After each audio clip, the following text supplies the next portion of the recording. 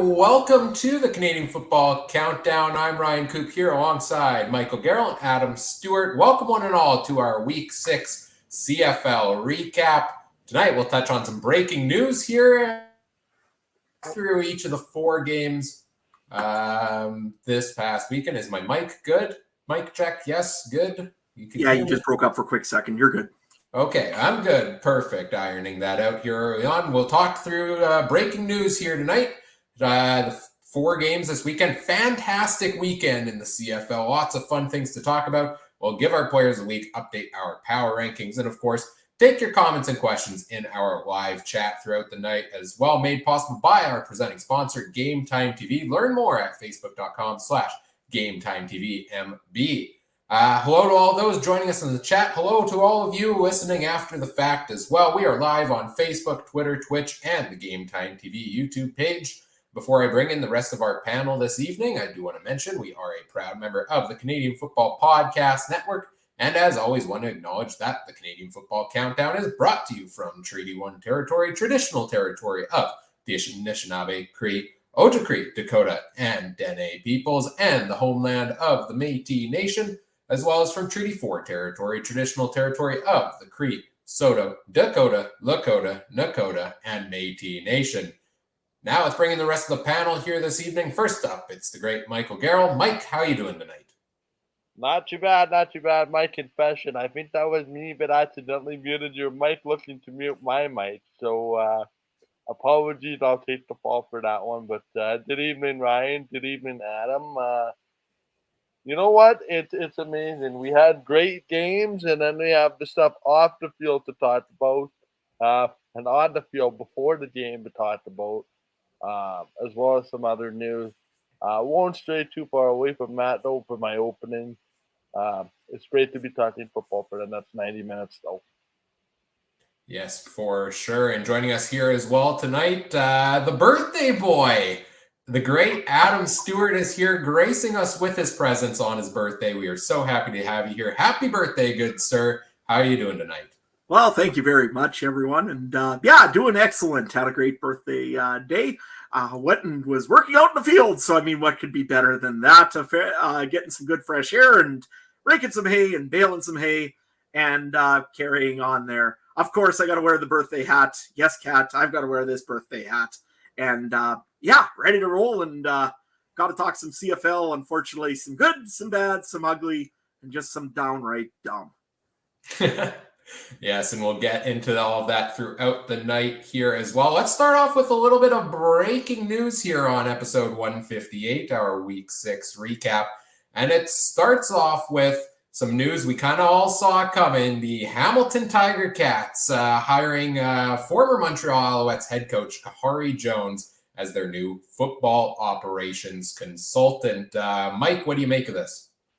Well, first off, I think this is just a way to say we avoid the coach's cap in the rewording of this position.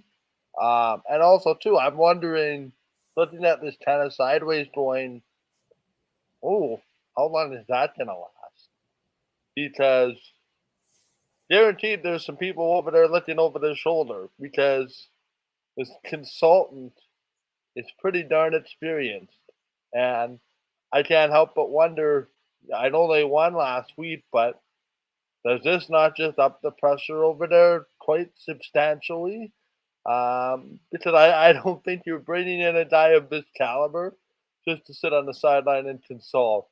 To me, this is a warning shot 101, but if things don't change and in a hurry, this football operations consultant will be no more, and he might find himself in an OC type of role, because I think all of us would agree the heat has been on Tommy Condell this year as OC. To me, I'm only buying part of this story, and that's that Khari Jones is in Hamilton once again. Do I believe this football operations consultant? Give it 2 weeks. You know, I kind of disagree with that a little bit. I think that Orlando Steinauer is the guy that's going to make your decision here. Still in Hamilton. I mean, let's face it, we know who Hamilton's playing this week as well. Just happens to be the Montreal Alouettes. Convenient enough. So having a guy like Khari Jones, who's a quarterback guy who maybe can get back over to Dane Evans and get him turned around, is just a no-nonsense great move by the Hamilton Tiger Cats. To me, I really like it because, again, this guy here was an old quarterback. Like I said, he knows what the CFL is all about. He's got some of his old team back in the day. He used to run through walls for this guy. And if he can get some respect and like that in Hamilton, especially with Dane Evans, and get him to maybe be the voice between Dane Evans, Tommy Condell, and Orlando Steinauer, I think that you've got a really good combination there. I'll be honest. I'm looking at Hamilton and thinking, Jesus, might be the point of the season where this turns everything around, just because of this one signing, and it's not even a player; it's just another consultant, right?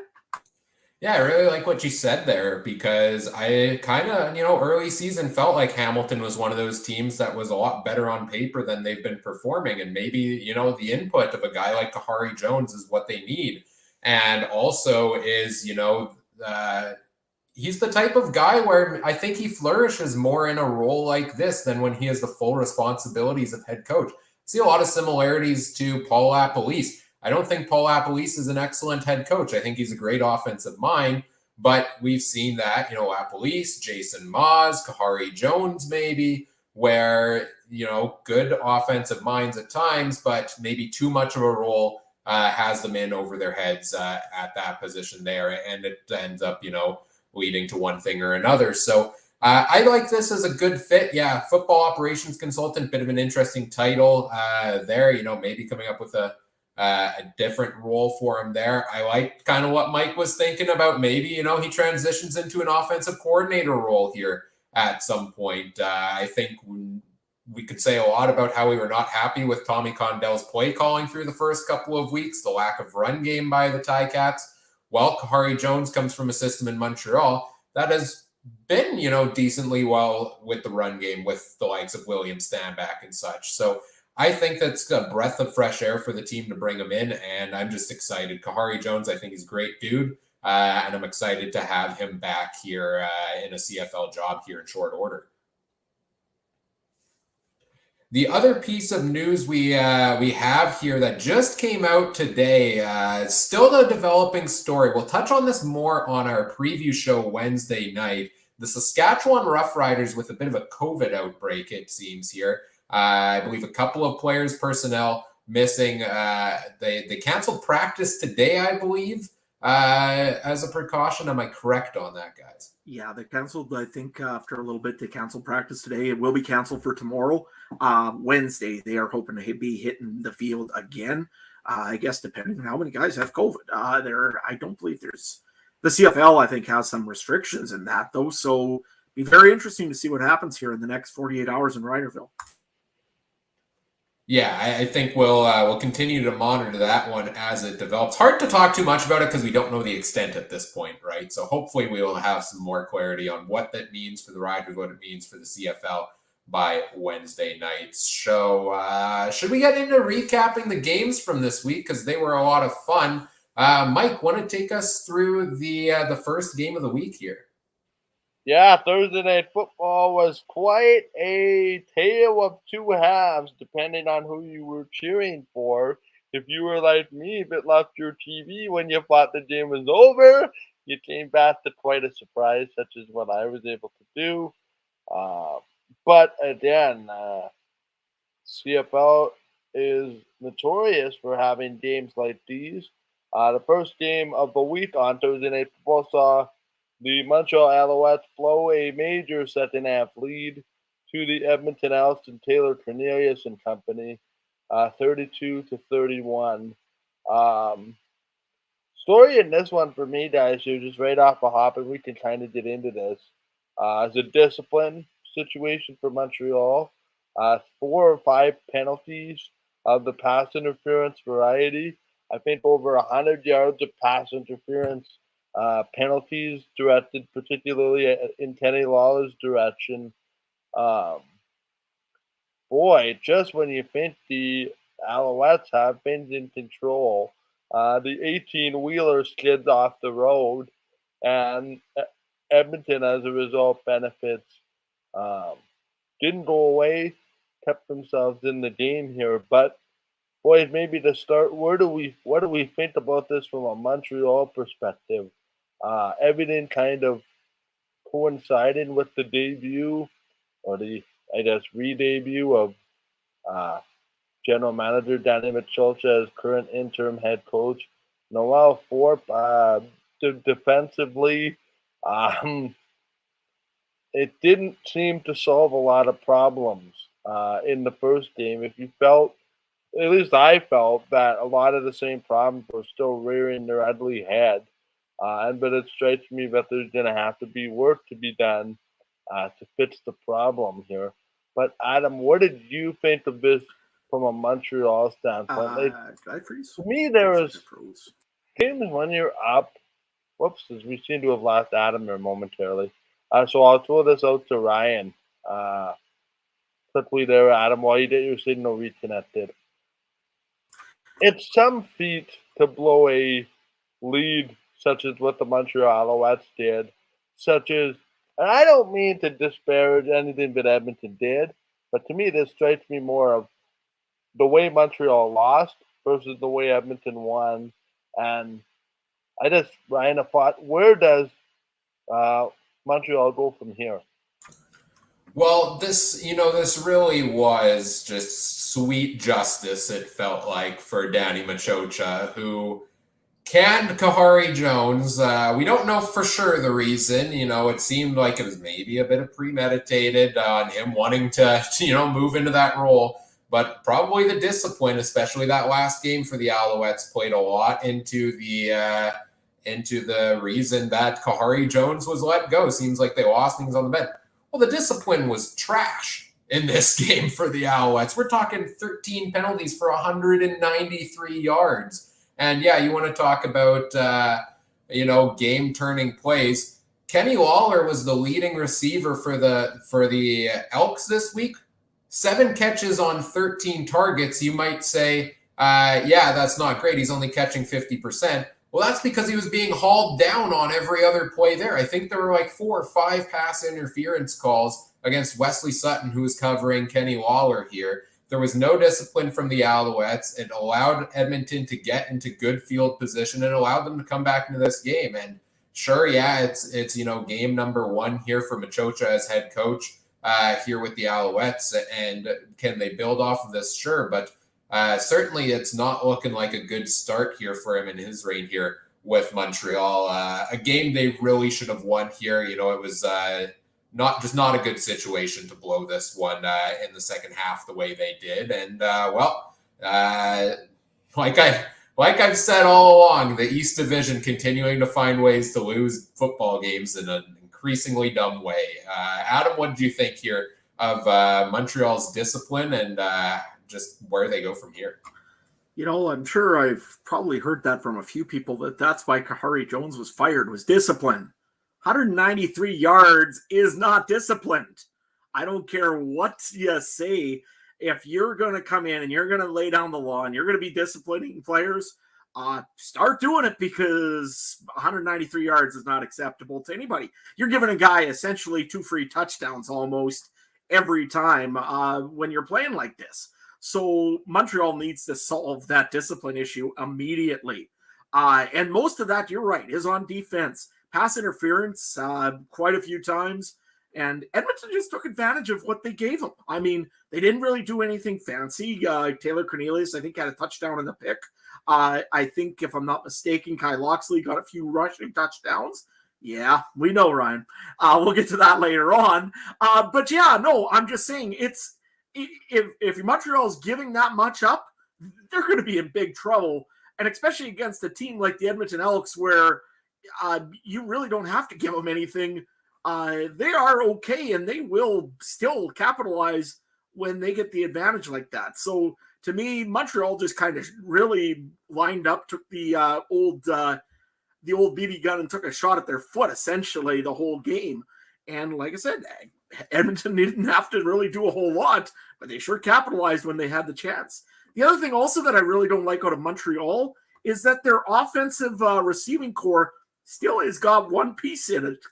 It's very easy to cover one guy like Eugene Lewis. I mean, yes, it's Eugene Lewis, but when you could double team him because Jake Winnipeg, again, had a poor game and a very poor outing, when you're looking at other players on the receiving core, Reggie White was your next highest receiver with 56 yards. Hergy Mayala, he was expected to do a whole lot, only 20 yards this whole game. So Montreal has got to get that passing game going a little bit. And again, Trevor Harris, he's starting to turn back into the old Trevor Harris a little bit. 2 touchdowns, 2 interceptions. So if you're giving a guy an interception, again, you're giving short fields up, and it's just not acceptable for the Montreal Alouettes. Mike? I just want to jump in here real quick. You mentioned Jake Winnipeg. I pulled up his stats. This is mind-blowing. Because last year we were looking at 9 touchdowns in not the first 9 games of the year or something like that. We're 6 weeks into the season. He has 7 receptions for 114 yards, 0 touchdowns. Where the heck is Jake Winnipeg and what happened to him is what I want to know here for Montreal. And it's just one of the parts. Hussey's Huddle in our YouTube chat says incredibly frustrating team to watch this year. Yeah, I agree on that here with the Alouettes. But as Chris in the YouTube chat says, does not really matter because, 3 wins in the East and you're in first place right now. So still time for Montreal to turn this around. Mike? Yeah, it's interesting, guys. I confer Montreal just quickly before we get to Edmonton. I think this is the perfect way to surmise what the Montreal Alouettes are. They're a box of chocolates. And you reach in and you grab one and you don't know what's going to come out. And you're either really disappointed by virtue of pulling out your favorite chocolate, or you're really fired up that you pulled out your favorite chocolate, or you're disappointed with what you pulled out. I think that's the roller coaster that Montreal and their fans are on right now. And I think if there's a team that is kind of dumbfounded by the way they're playing based on some of the results, this is an underachieving football team that I think simply by fixing their discipline will be a lot better. Quickly touching on the Edmonton side of things, Taylor Cornelius gets his first start of the season. I think he was 1-7 as a starter last year. I think that's on the in the pregame. While he's 1-0, did we see something from Cornelius that suggests that he could take this role long term in the form that, you know what? Yes, he wasn't your quarterback that threw for 450 yards and 5 touchdowns, but he kept his team in the game and didn't necessarily kill any rallies. He kind of really managed the game. I thought extremely well. Maybe that's something that we see from him that's kind of new this year, but maybe wasn't there last year. But we'll start with you, Adam, on this one. What do you make of Taylor Cornelius? Obviously, a big test this week with the Blue Bombers coming to town. But given what I think the expectations were for Taylor Cornelius, which nobody knew what really to expect, this is the guy that certainly didn't hurt his chances to at least suggest to management that he deserves a spot on future depth charts, correct? I'll disagree with you, Mike. I think that the guy there had, and yes and no, I guess I should say. 230 yards is not going to cut it in the CFL, essentially. However, that being said, when you have a team that's aiming a gun at their own foot, you probably are going to look okay. To me, Taylor Cornelius, again, 1 pick, 1 touchdown, did okay. I know that they're doing lots of little gadget things with Kai Loxley getting rotated in once every so often. But to me, you've got the receiving core. I don't think you have the offensive line yet for Edmonton. And you definitely still don't have really a great, solid number one quarterback. He didn't impress me as much as I thought he would have, to be honest. But again, he's got a good challenge this week. If somehow he can pull off the stun the world and take out the Blue Bombers this week, I'll maybe give him a little more credit than I think I'm giving him right now. That being said, if you take a look at the transaction sheet this week, looks like Edmonton has brought another quarterback in to possibly compete for a spot. And let's face it, by the way Chris Jones works, that guy might just start this week. Ryan? Yeah, if we want to continue the snack analogies, Mike said the Alouettes are a box of chocolates. The Elks are your party mix popcorn or your party mix snack mix or whatever, because it's truly a party. It's truly, you never know what you're going to get out of them, but it's fun to watch regardless of how it goes. And who knows who the quarterback is going forward. You know, Taylor Cornelius impressed me more this week than he did most games last season. I'll give him that. I think he showed composure. He showed, his ability to move out of the pocket, make some throws on the run. Had a couple really great drives there. Led them to a game winning, led them to a late game comeback there. That being said, am I impressed enough with Taylor Cornelius that I think the Elks are fine running him as the starting quarterback the rest of the season? At this point, no, because I don't think Edmonton comes close to winning this game if Montreal doesn't take 193 yards worth of penalties. Now, granted, Kenny Lawler probably catches a few more of those balls if he's not being interfered with along the way.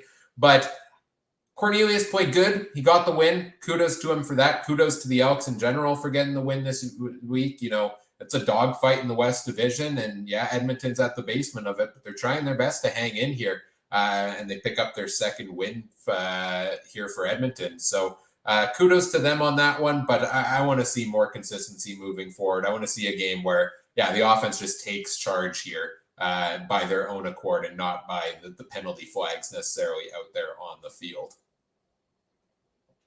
Quickly, guys, let's move to our second game of the week. The team picking up their sixth win of the season in another battle of unbeaten for the second straight week.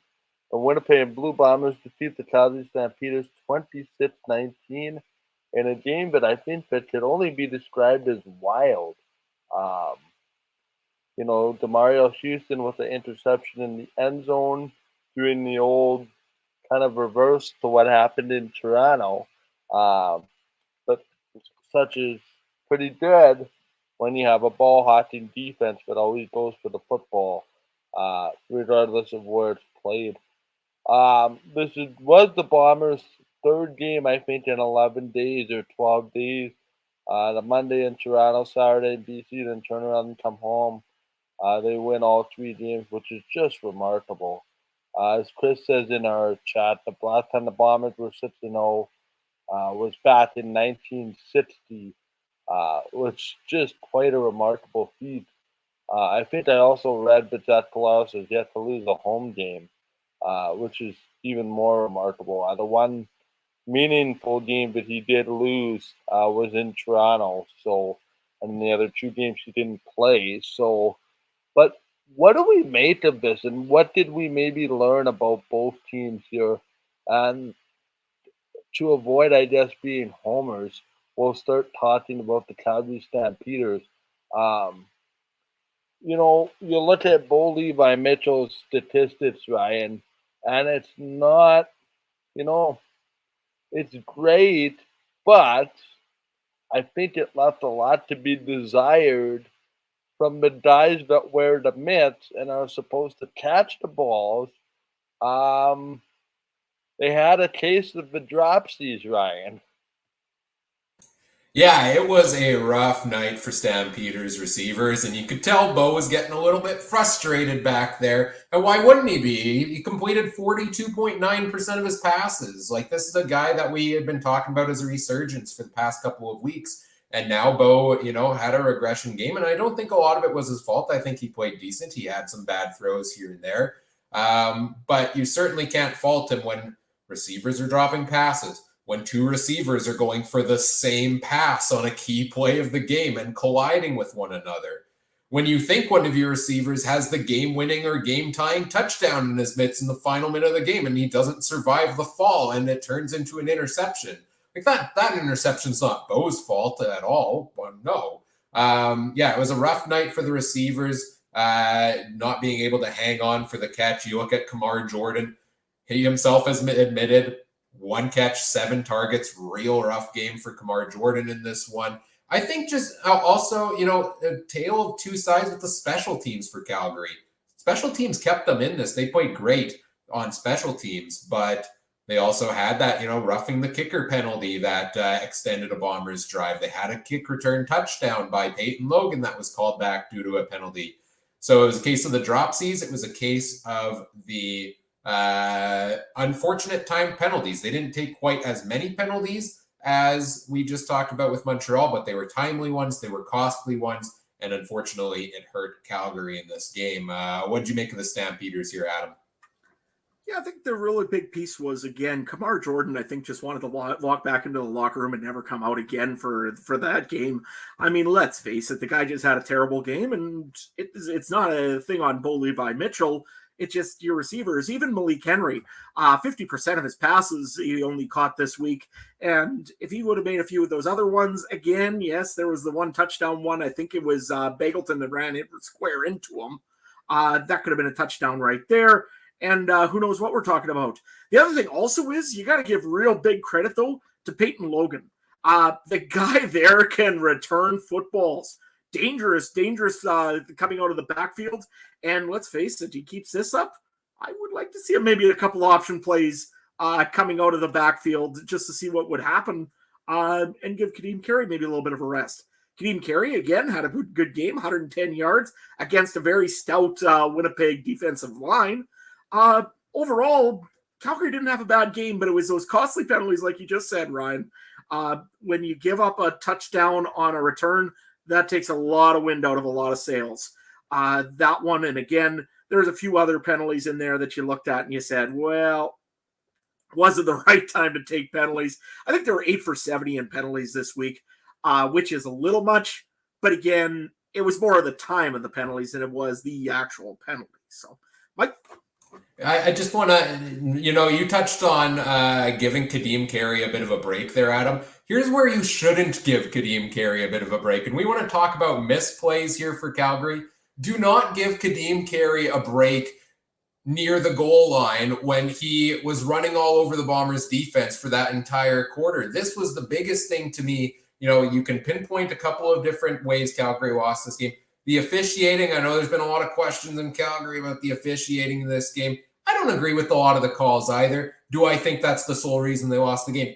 Heck no. I think there was the things we've mentioned, and I think there was some specific play calling. You're talking about, 2nd and 2 from the 2-yard line. You put your backup QB there in Tommy Stevens, and you have him throw a pass that goes incomplete. Then on 3rd down, you decide to go for it, which we could debate whether that was the right idea. I liked going for it on 3rd down, but I did not like the play they called to have Bo Levi Mitchell line up in the shotgun and throw a pass there. Now, probably it ends up working if there's not miscommunication between the receivers.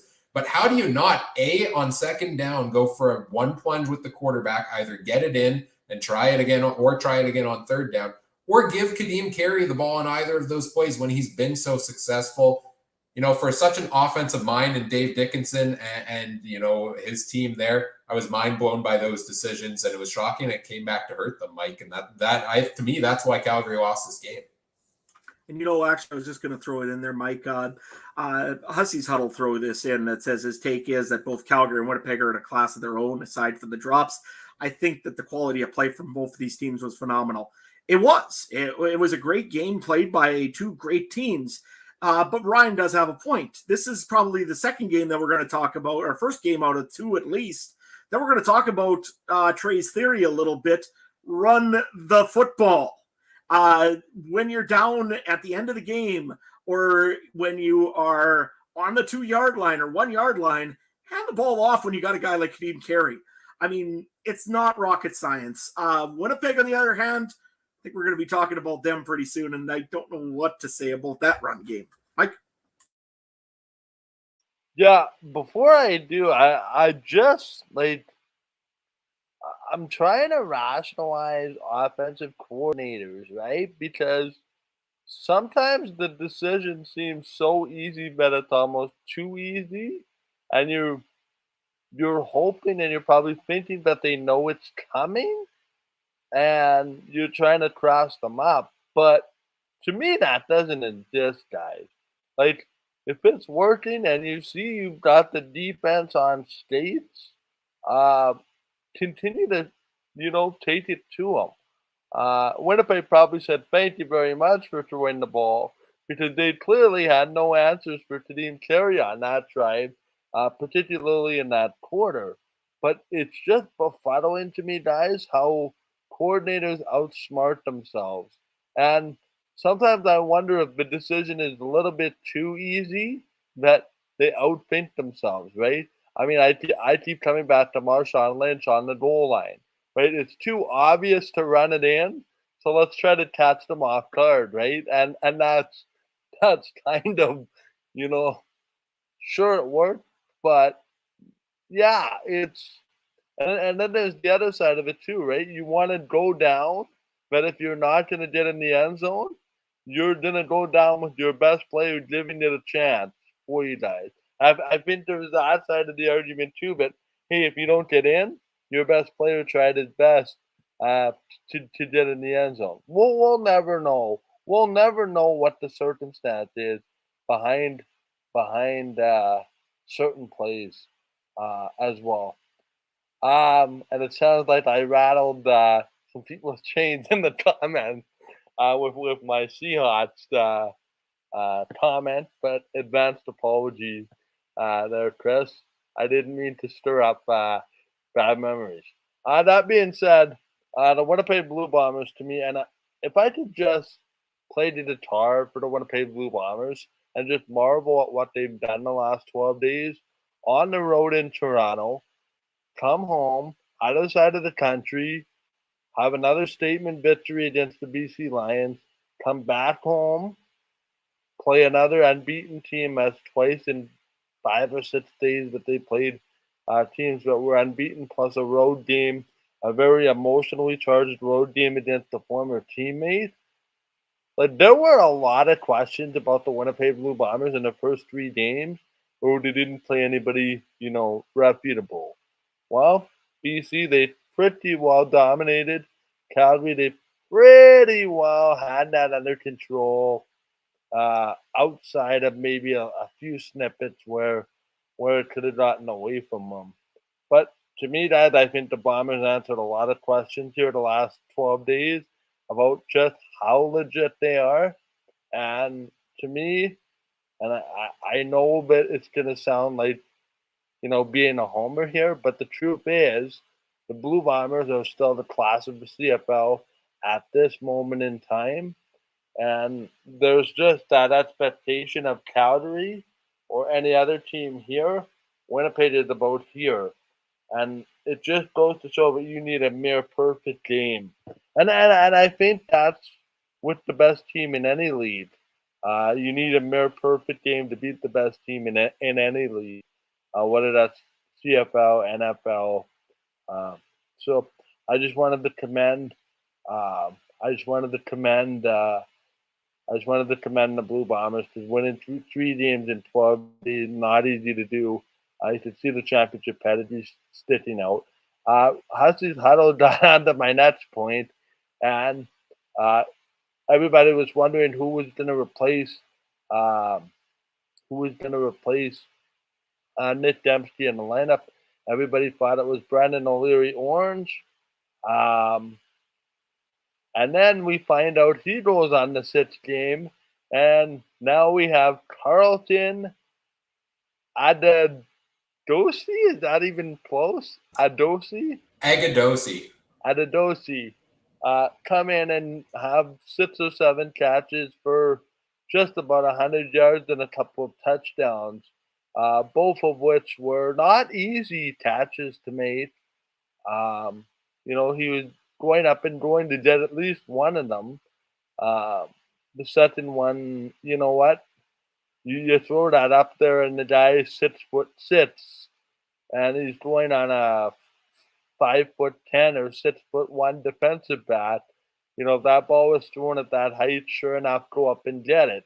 But I just want to give some love, if it's okay, to the Blue Bombers scouting staff. Just absolutely remarkable, because people are not talking about the number of injuries, at least loud enough, that the Blue Bombers have. And I can remember a time, and Ryan, you and I know this very well. We try to One guy forget goes it. out, and we're not that far removed from this. One guy goes out, and it's like everything kind of breaks, right? And then you get that guy back in, and it's finally back to normal. All of the injuries aside, I just wanted to give some love to the scouting staff for seemingly plugging and playing a lot of these guys to their success as well. And the scouting staff is a big reason, along with the coaches, for putting them in there. I mean, they found Dalton Schoen, who, may be a front runner for the Rookie of the Year, although Ducey might have something to say about that if he's on pace for 2 touchdowns for every game the rest of the year.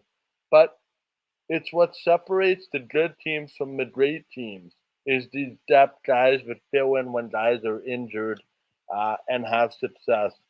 I don't even know who I'm throwing to here. I think it might be Adam. Just your thoughts on, or what if you can take this on. It doesn't seem to matter who. But have the Bombers answered your questions as far as the critics that say, well, you beat Ottawa twice. Okay, Ottawa's Ottawa. You're 3-0. You're going to Toronto.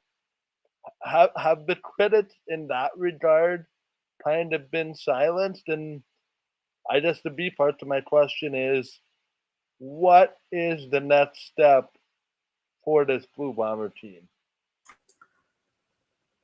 You want to go first, Ron? Yeah, sure, I can go first. I love talking about the Bombers and their success. It's a good time. I think I enjoy it more than Adam does. So, a couple of things I want to mention on this game. I was pretty hard on Calgary. Despite all of that, they came very close to tying this game and, taking it to overtime or whatnot. So credit to Calgary, credit to Winnipeg. This was a fantastic football game. I've been a season ticket holder ever since the Bombers moved to the new stadium here back in 2013, counting roughly, probably seen 80, 90 games live. That's just quick math in my head. And I would rank this maybe as one of the top 10 ones I've seen live. This was a fantastic football game between two heavyweights going head to head here. And you want to talk about the Bombers and where they go next and what they do next. It's almost like you ever play Madden and you win the championship 2 seasons in a row. Then you start your next season, you start winning a lot of football games. Then you kind of get bored with it. So you play around with the cheat codes. Remember when you could put cheat codes in on football games? And you put this cheat code in for a literal skyscraper at wide receiver called Carlton Agadosi, who comes in, and you talked about these being tough catches, Mike. He just stood up there and grabbed the ball over top of the defenders, over top of the defender. They were beautiful catches, but he made them look easy. And that just seems to be a new thing that the Bombers now have in their offense. And I'm interested to see what the lineup looks like, because you certainly can't take them out now. And it's just interesting to see the breath of fresh air between these new faces, whether it's Greg Ellingson, who came in. Fantastic game from him. He's another cheat code, arguably, because he can throw the ball in quadruple coverage, and somehow he's coming down with it seems, in this game. Schoen had a bit of a step back this one, but Carlton Agadosi stepped up. So some big plays from big receivers. And I think that's masking some of the other inefficiencies a little bit. The run game still hasn't been good. Brady Oliveira, 9 carries for 8 yards. Johnny Augustine, 7 carries for 33. Okay, that's a little bit better, but we're back to the run game not getting the job done here. We're looking at guys like Dembski. Okay, had a good game, but got injured. Rasheed Bailey's been rather quiet this season. We expect him to step up. So I think you have, these new guys coming in and performing well. And so far, it's masking some of the other inefficiencies in the roster. And I think that's why the team is where they're at 6-0. The question then becomes, can they maintain that over the season, or at some point there are a few underlying inefficiencies. I don't think this is a perfect football club, and I think they will come to light here sooner rather than later. It's a matter of when. Adam? I got to wear my green hat and kind of go and bring Mike back a little bit to earth here. The Winnipeg Blue Bombers are an amazing football team right now. Zach Collaros has had a great season so far, has led the league in passing yards, and it's a big help when you have Greg Elliks in there, absolutely catching anything that comes even within 5 yards of him. That always helps you a lot. That being said, this Bomber team is a beatable football team. Don't get me wrong. They haven't been yet, but Brady Oliveira has not been. Everybody has hyped him up to be at the beginning of or before this season. They thought that this was going to be a 1-2 punch in Winnipeg with Johnny Augustine and Brady Oliveira. And other than the BC game, there has not been much seen of the two running backs for the Blue Bombers. The other side of the thing is the defensive line. Yes, they keep talking about Jefferson and Jeffcoat. They are in the middle of the pack right now for, and I think it might have frozen me. I hope it didn't. I'll give this a second here. Maybe it didn't freeze. Am I back? Audio's good? Okay, perfect. Willie Jefferson and Jackson Jeffcoat are not at the top of the game at the league right now for sacks, like they have been over the last few years. Adam Bighill has had a good season, but the secondary in the backfield has not had the interceptions like Winnipeg used to be having. So to me, this is a beatable football team. As much as right now they're on cloud nine because they've been 6-0. All the credit in the world. You guys deserve to be 6-0. You played the Stampeders. You played the Lions. You still have to play a few other teams here, and they are going to come back and challenge you. You played them once. They got to go, and they got film now on Oliveira.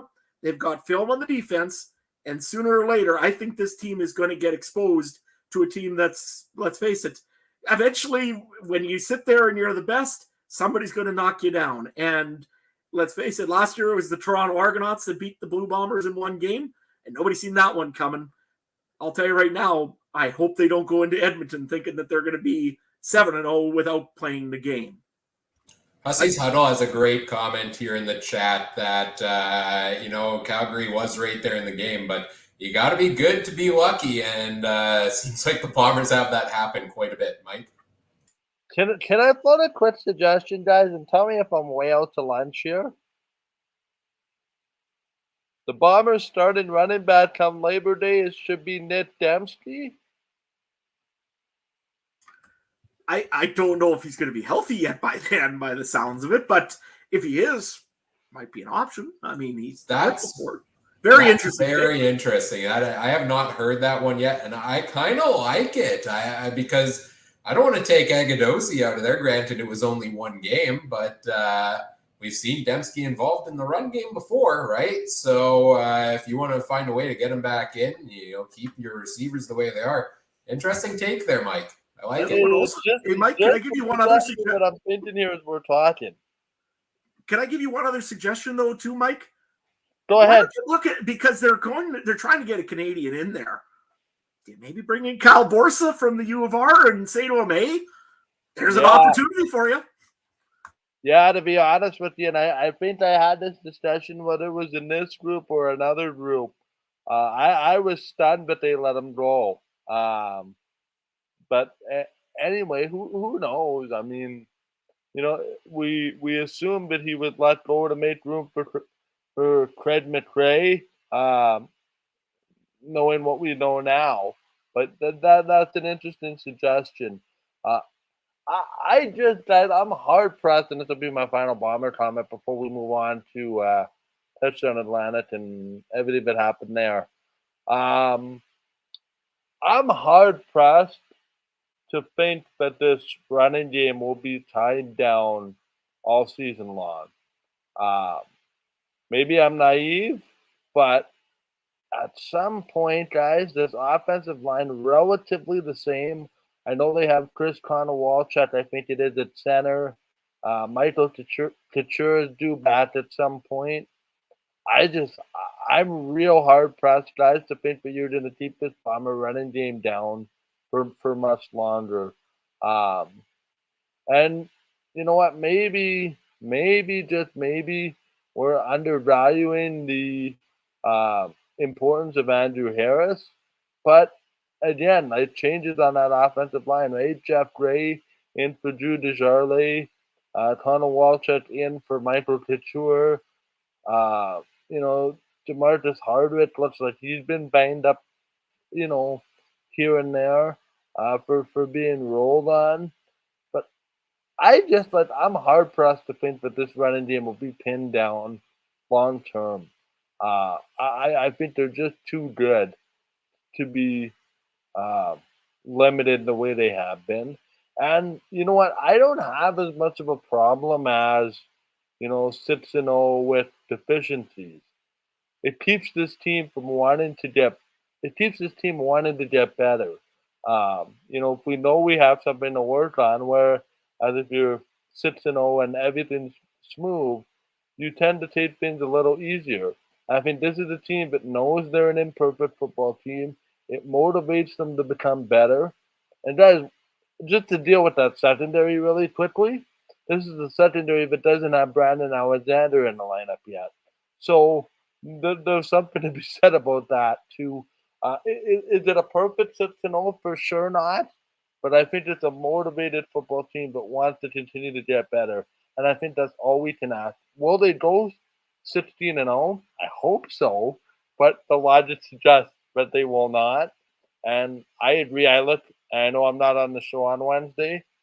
But guys, I think Edmonton's going to win that game this Friday.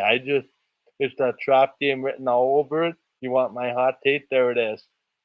Let's quickly talk about Touchdown Atlanta. Back quite nicely. Just from an atmosphere perspective, guys, this looked like the Grey Cup. I've been to 2 Grey Cups, one in Winnipeg, one in Calgary. Certainly looked comparable. And as much as we gripe about wanting big crowds at CFL games, this to me showed that CFL games can work in smaller stadiums in the right type of scenario. To me, the atmosphere in this game was second to none. But what I didn't like, Adam, were the antics that were ensued with this game, led off in the pregame warm-up by the helmet swinging Duke Williams on one of the Argos. Now, fair warning, we have not seen anything that may have premeditated that. We only see, or at least I only have seen Duke take the helmet and swing at the Argo guy. But Adam, and you and I had this discussion. Off camera here, or off of the feed before the show started.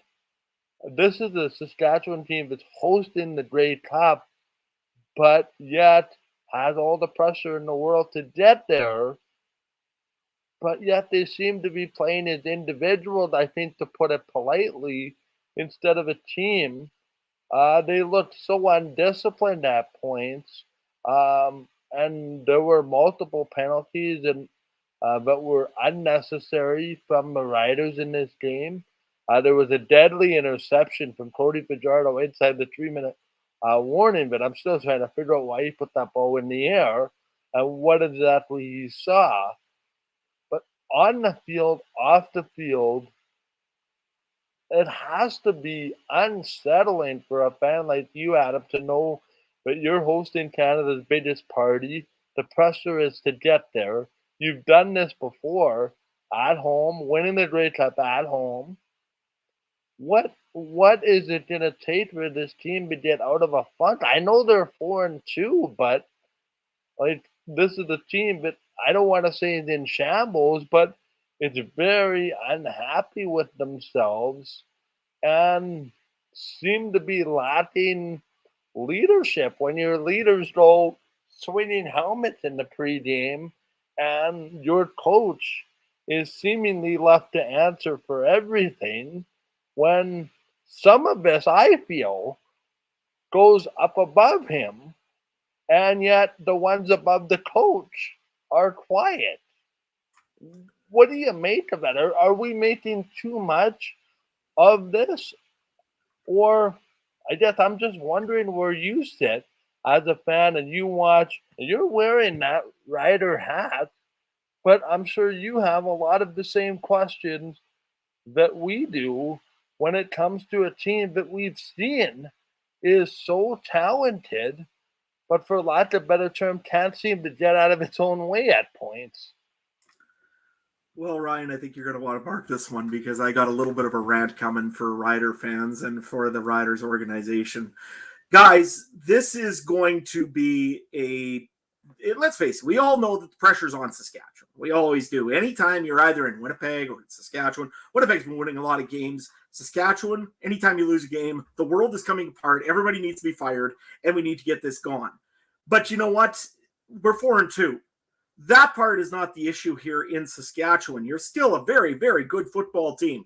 You have an absolutely amazing defense. You're number one against the run, and you're a great team. But the off-field antics and the penalties have to stop in Saskatchewan. You cannot swing a helmet. I can't believe for myself that wasn't an instant ejection off of Duke Williams. We've seen in the NFL a Cleveland Brown player literally take his helmet and swing it at Mason Rudolph of the Pittsburgh Steelers and take 4 games. Where is the punishment here is this? And then the Rider fans are like, "Whoa, but Shaq Richardson said something to him." Who cares what he said to him? You can't swing your helmet. Plain and simple. The other thing that's bugging me here is Rider fans, you got to look at this in a bigger perspective than with a green hat on. You got to look at this as a league thing. The one that I really was driving me nuts here for the last 2 days was the call on Oakville, or lack of a call, on that Cody Fajardo got twisted up a little bit. Don't consider that the same play as Garrett Marino's. That is absolutely a different play whatsoever. The guy wanted to absolutely injure a player. In the CFL, those are your amazing guys in the league is your quarterbacks. Those are the ones that bring the money into the team.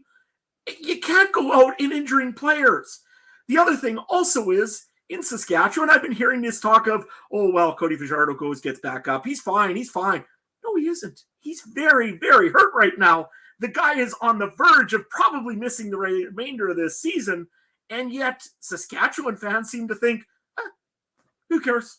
You know what? If he's done, Saskatchewan's done. It's as simple as that right at the moment. And if Saskatchewan fans can't figure out, and I'm doing my best not to make this over PG.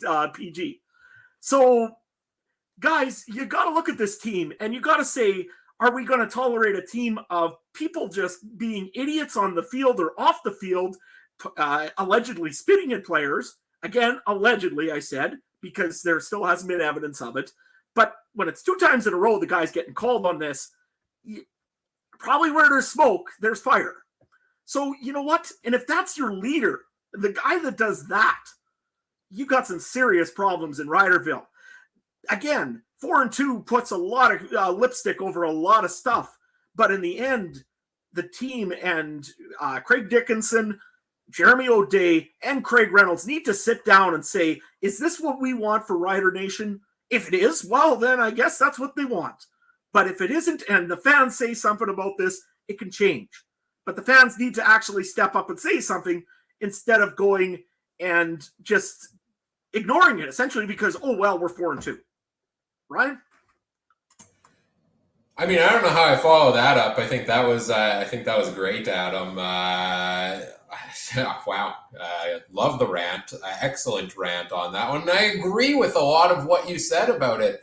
And, you talk about the 4-2 record, and, there's always so much pressure on Saskatchewan. Grey Cup hosting year, there's extra pressure. The quality of the West Division right now, extra pressure, definitely on top of that, I think, as well. So it's all the makings of a pressure cooker, and it seems like they're cracking a little bit under the pressure right now. It's one week after another, an incident after another. Like, you have Duke Williams supposedly for 2 in this game, the helmet swinging pre-game. You have supposedly the spitting incident during the game.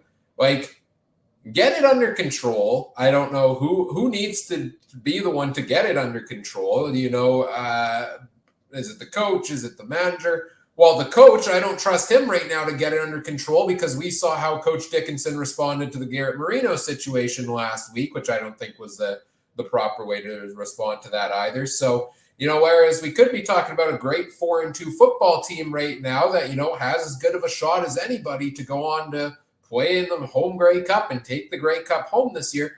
That's 0% of what we're talking about around the Riders these days. Is all we're talking about is one controversy after another around this team, it seems, one issue after another. And yeah, that builds up on a fan base, that builds up on a league fan base, I think. I think there's been a lot of, hostility around the CFL fandom towards one another from a lot of the incidents lately. And it just puts a negative stamp on the game when you see all of this. Like, this was a fantastic weekend of football, 4 great games, great endings to football games. I don't want to be talking about some of these things. Unfortunately, we have to because they happen and they're definitely play an impact in the game and in the play of their teams.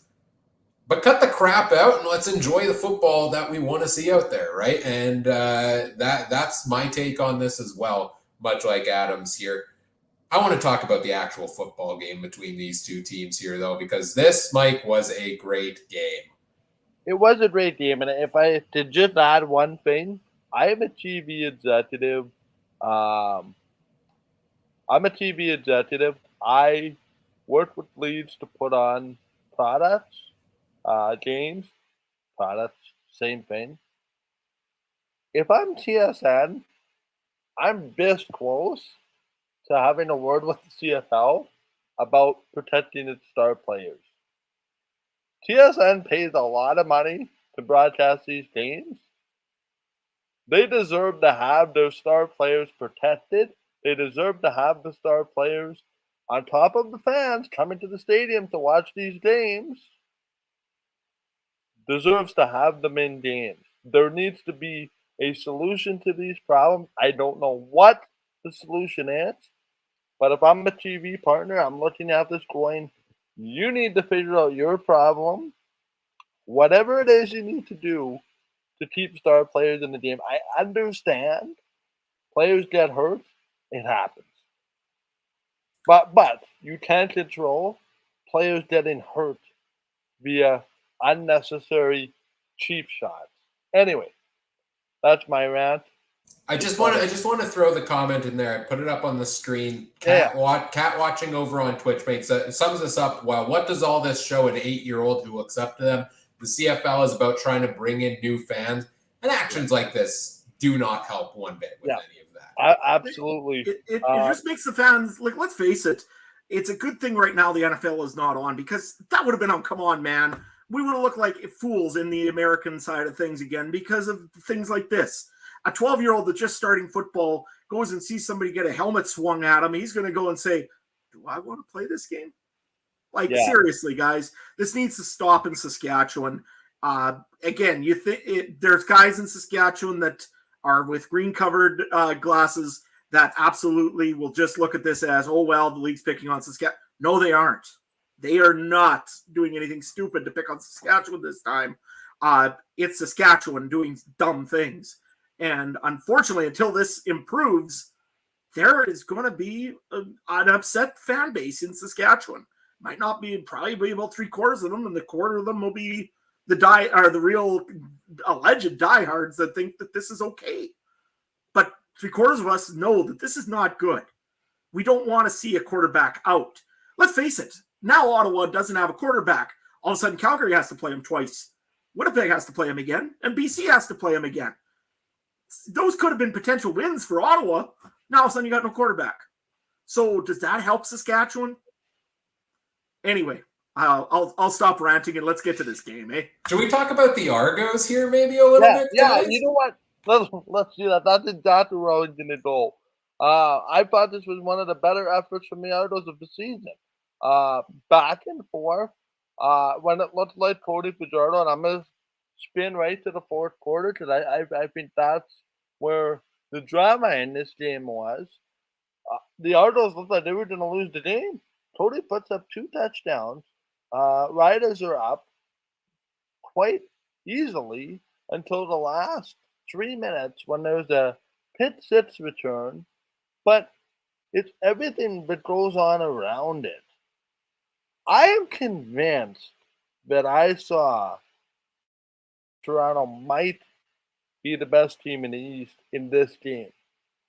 There was a lot of talking about, the East can't beat the West. They're 16-1 or something coming into this game. And the Argonauts had a great chance to stick with the Riders in this game and steal it in the last 3 minutes, which they did. Now, one could argue maybe that ball shouldn't have been thrown where it was, but it was. And Toronto made a good play, and they ran back an interception, and then they made a very, very good play up for themselves at the end of the game. This is the Argo team that everybody wants to see. The Argos showed me that they might be, contrary to what the standings show, the best team in the East. When Andrew Harris gets held to 50 yards or something of that nature, pretty darn close to it, and you still put up 30 points, that's impressive. We finally maybe saw McLeod Bethel-Thompson mature before our own eyes and eliminate the turnovers that have been ailing him, where it seems to be that one untimely interception which seems to always sink the Argonauts. No pun to their actual boatman logo. But this is what I'd like to see from the Argos. Definitely something to work with here. They were in another game. One could argue that they could be at another win against Winnipeg. They make a point after it goes to overtime. They probably have the momentum in that game. The Argos are the best team in the East, as far as I'm concerned, until proven otherwise. Now, this next game we're going to talk about is the polar opposite to what Winnipeg and Calgary was, but hey, the Argonauts are making a case for fans to come out and watch their games. So, Toronto, you better go and do it, but the best team in the East. And I'm not even sure it's very close at this point in time. What did you see from the Argonauts there, Adam? You know, I've seen a team that's playing desperate, and they're playing very good as when they are desperate. I'm Quentin McManus, a beautiful pick on Cody Fajardo running that back for a pick six and winning the game on that.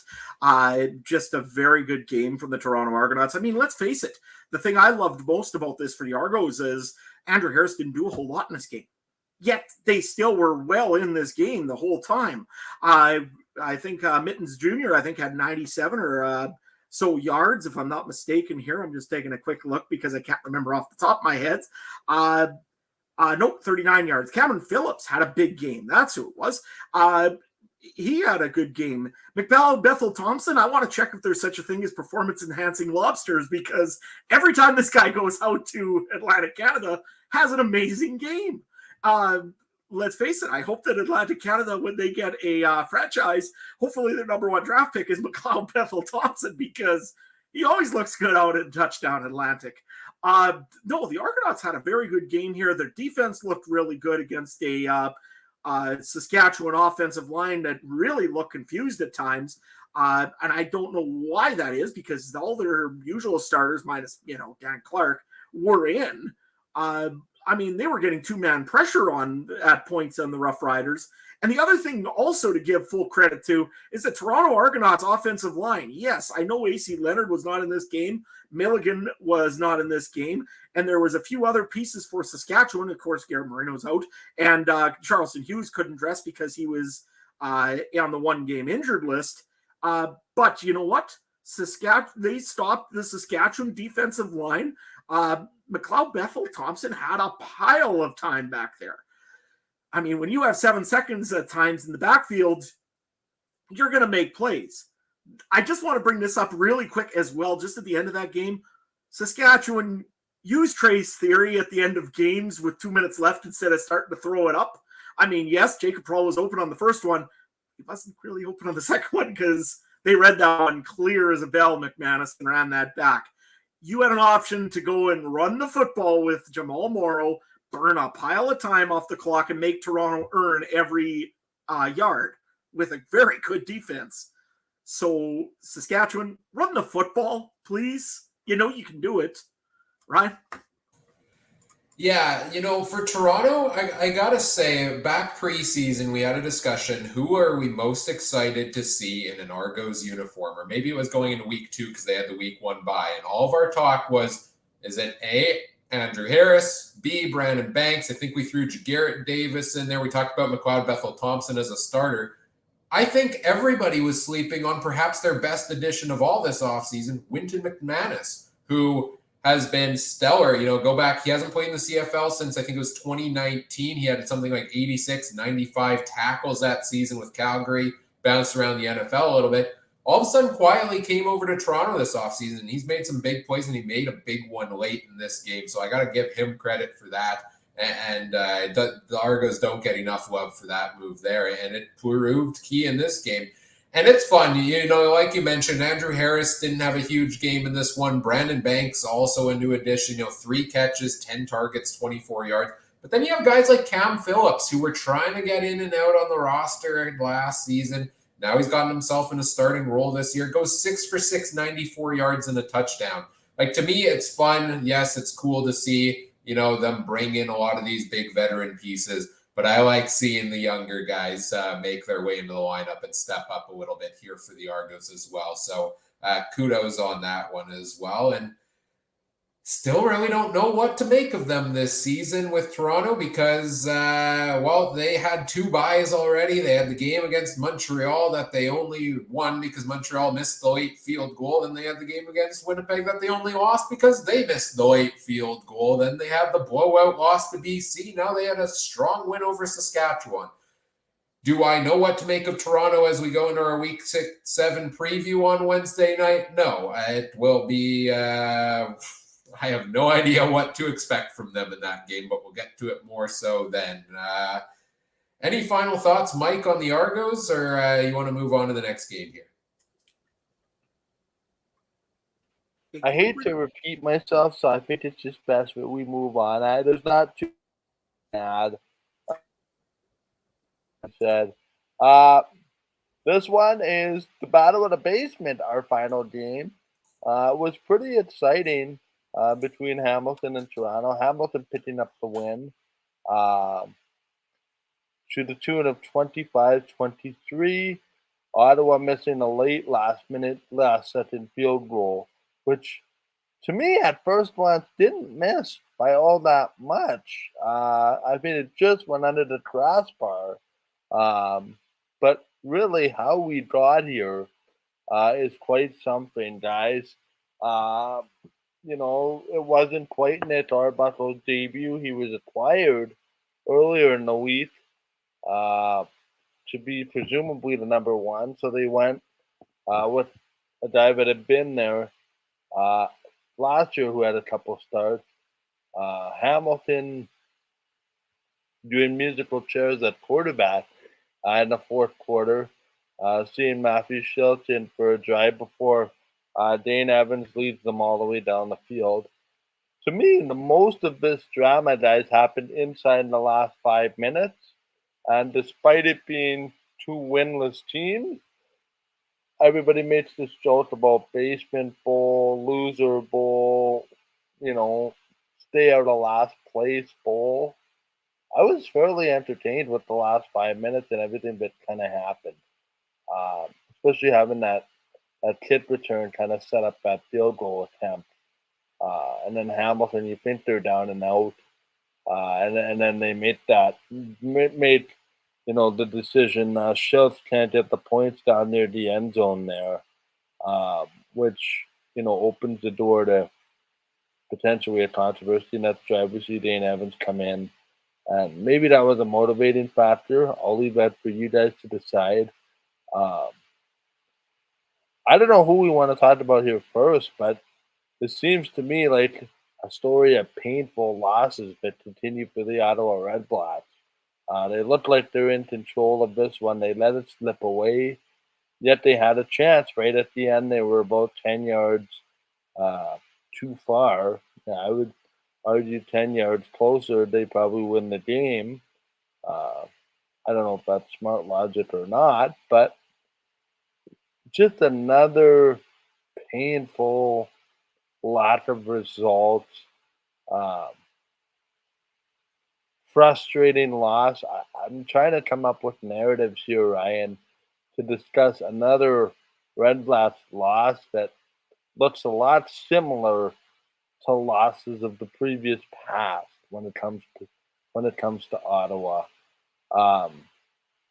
At some point, somebody has to make a play, Ryan, to get them a victory, regardless of who their quarterback was. And I didn't think he played all that bad.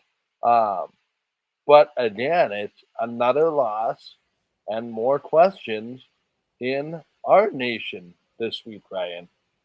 Yeah, I did definitely, with all of their overhauling they did this offseason, I did not expect Ottawa to be winless at this point coming out of week 6. Like, that surprises me a ton that they are where they are at right now. Yeah, you're in tough. You lose Jeremiah Mazzoli. Agreed. I didn't think Caleb Evans played that bad. We saw him do what we kind of expected, which was an average passing game, 60%, 200 yards, a touchdown, 2 interceptions. And then he ran for 62 yards and 2 scores there as well. That's about what I would expect from Caleb Evans in a game. They had some guys step up, Jalen Acklin, 118 yards and a touchdown. He's definitely the leading receiver out there in Ottawa, and he's showing it here in this game. But again, not much going for William Powell in the run game, like 13 carries, 28 yards. When your quarterback in Caleb Evans has more than double of that, that concerns me a little, because it shows, well, there's the ability to run, but why is Powell not getting the yardage? Maybe the plays he's being used in aren't there. Maybe it's Powell himself at this point in his career. I don't know.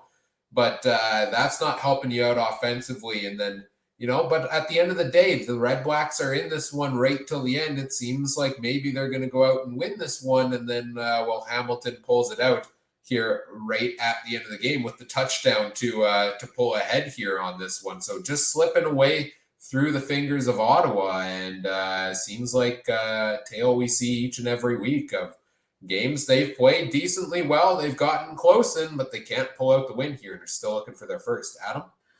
I think Hussey's Hustle had a good point, or Huddle had a good point the other day, or a little bit ago here on the chat, that said that good teams, you got to be lucky to be good and good to be lucky. Well, in Ottawa's case, it just seems to be the opposite. Good teams win close football games. Teams that are just not that great find ways to lose football games. And the Ottawa Redblacks, don't get me wrong, I thought at the beginning of the season they were going to be quite a little bit better. Again, you look at what William Powell has done, and Chris, you just made a great point, saying it wasn't the reason that Powell left the Riders was he said he wasn't getting the football enough. Well, even in Ottawa, I don't think he's getting the football very much. If you take a look here, he gets 13 touches on this game, which is a little bit more than he has had for the whole year so far, but not very much as well.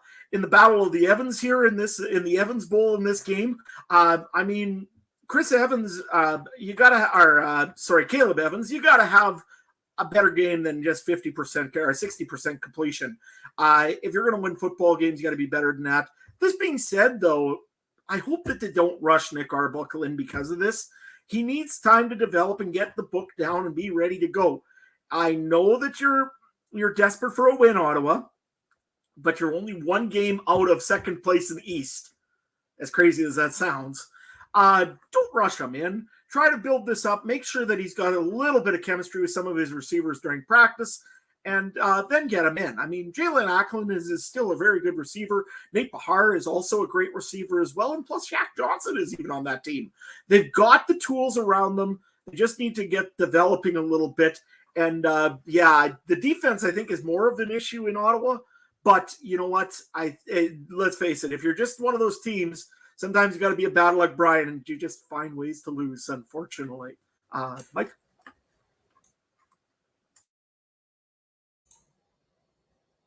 You mentioned, sorry, I want to jump in here, because you mentioned Chris Evans. Maybe that's the trick. Maybe you got to bring in Captain America. Maybe that's how Maybe that's how you do it here if you're Ottawa. That's how you turn this around. Well, Chris Evans, maybe you make a trade for Shaq Evans. I don't know. You got to find another Evans, maybe. That might be the help for that Ottawa needs to get over this hump. And by the way, Shaq Evans is my mouse was stuck there. Did we learn anything about Hamilton that could suggest that this is kind of their way out of the hole, which isn't very deep as far as you look at a home playoff game? I think they're tied for a home playoff game. I understand is now with Montreal. Is there anything to suggest that this might be that step in the right direction for Hamilton? Or is this just extremely sloppy and they were lucky to win a battle of between two teams that you had to wonder at points weren't necessarily, it was not like anybody really wanted this win. It at least came out and state claim to the victory pretty easily. Where are we on Hamilton? I mean, I understand Dane Evans' statistics and getting pulled, and is this the one that turns the season around for Hamilton? I'm not sure. I've wrestled with this one since Saturday, Ryan, whether this is the game that turns Hamilton's season around.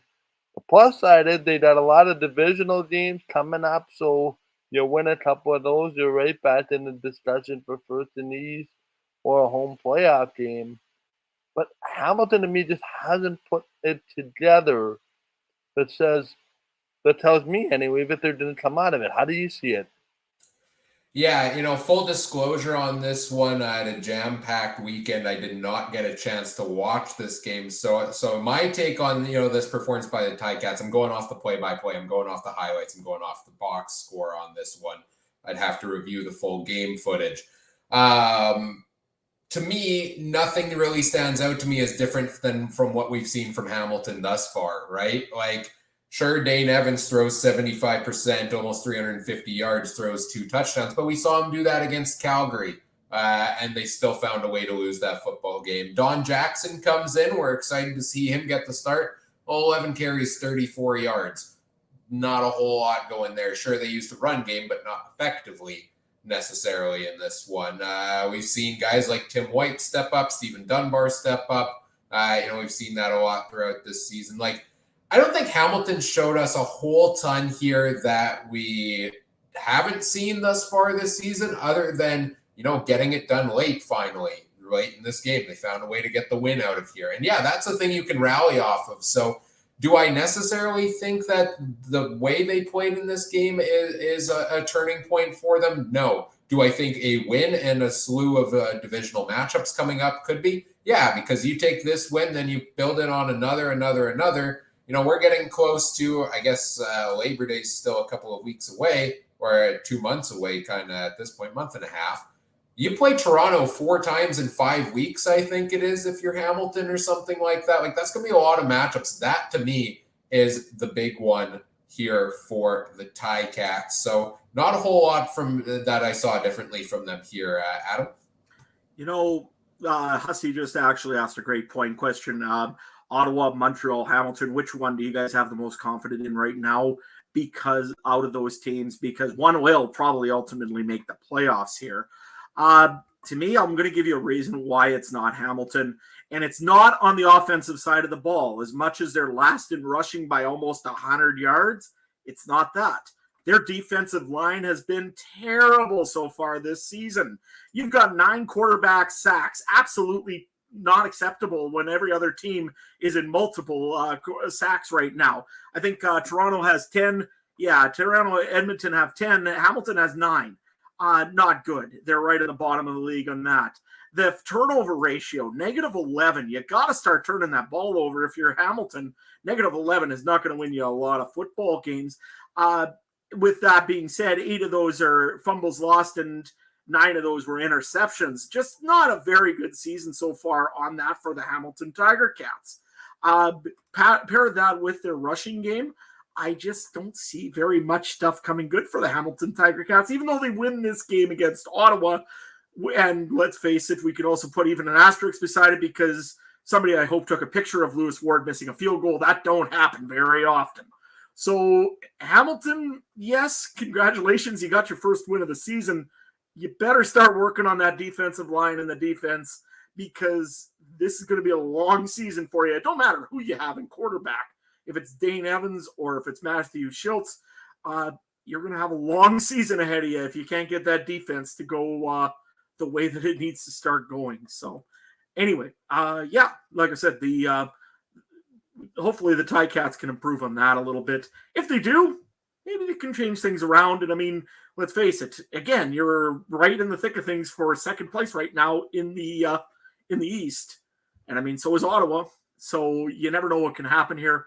And I guess, the wheat will get separated from the chaff here pretty quick. Always love a good farming reference there. Got to throw them in where you can, right? Let's move on. Great week once again in the CFL this week. So much we've had to talk about that we're an hour and 20 minutes into this, and we've just gotten through recapping the 4 games because there's been a lot to chat about. But let's move on to some of our other segments here. Let's take a look at how we did on our picks and in our fantasy leagues this week. And well, week 5 was a bit of a disaster in the picks against the spread, but boy, did we have a good comeback here in week number 6. Of course, if you don't know, every Wednesday night we do our weekly preview. Adam, myself, and Trey Colbeck, who's not here tonight.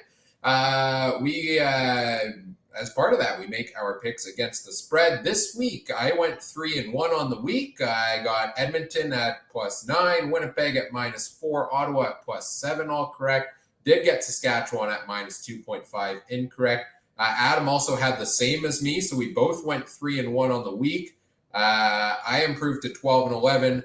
Adam improved to 13-10. And shout out to our resident betting expert, Trey, who put up a massive 4-0 week. All 4 right. He gets the moniker, the betting expert, for the reason. 4-0 week, 13-10 on the season. Shout out, Trey. Congrats to you, sir, on the picks for this week. Meanwhile, in the CFL Podcast Fantasy League, Trey was facing Daltz from Rouge Radio, did pick up a win, improved to 3-3 on the season. Adam, you did fall to Joe Pritchard from Rouge White and Blue. You fall to 3-3. Close matchup with the defending champ there for yourself. What did you think of that one?